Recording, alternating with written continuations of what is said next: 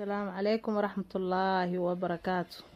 صحابتو ملوبنا جنال وايد سلامي ايامها والي سوايي soo dhawaada maanta waxaa suubsanaynaa sala oo dadka iscaateena ay u fiican. inta hadda waxaan ku shubanaa ansalaati basal iyo qajaar aan ku shubanay basbaas cagaar hadda ku darsanay.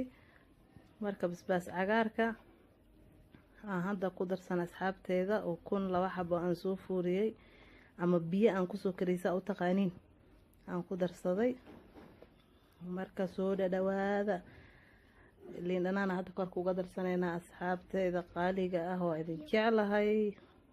marka hadeertaan filfil aan ku darsanayna filfil aan ku darsanay asxaabteeda kaaliska arag waan ku dhahay jabiba qofkii inuu iska dhiga rabo alaabtan yuu moogaanin hal isku qabto labadaas xabo ukunta iyo qudaarta sidaaba isku heshid qado it's enough way kugu